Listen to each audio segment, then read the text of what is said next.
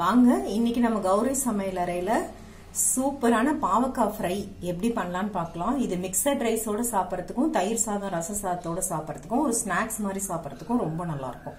சன்னமா slice பண்ணிட்டு அதுல முத்தலா இருக்க விதையெல்லாம் வெளியே எடுத்துடலாம்.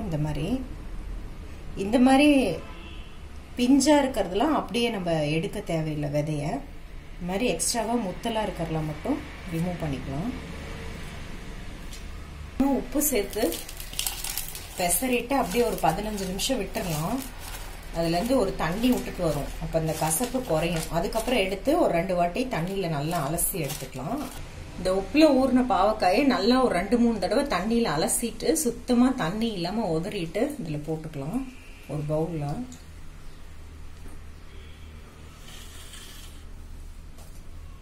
இதுக்கு கொஞ்சம் மஞ்சள் பொடி, ஒரு 2 ஸ்பூன் மிளகாத்தூள், ஒரு ஸ்பூன் கொத்தமல்லி தூள் போட்டுக்கலாம்.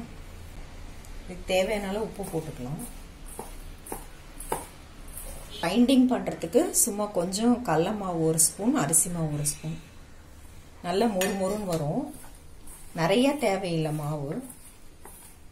இது இப்ப எண்ணெயில பொரிச்சு எடுத்துட்டா ஃப்ரை ரெடி ஆயிடும். இப்ப கொஞ்சம் எண்ணெய் வச்சு டீப் ஃப்ரை பண்ணிக்கலாம். தனித்தனியா போட்டுக்கோங்க.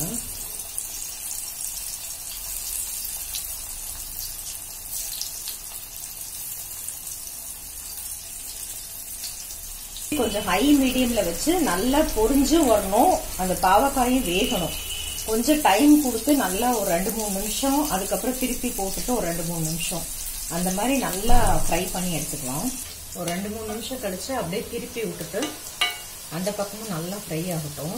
நல்லா கிறிஸ்பியா கோல்டன் கலர்ல ஃப்ரை ஆனோடனே இந்த எண்ணெயை வடிச்சிட்டு எடுத்துக்கலாம். மாதிரி மற்றதையும் பேட்சஸா போட்டு எடுத்துக்கலாம்.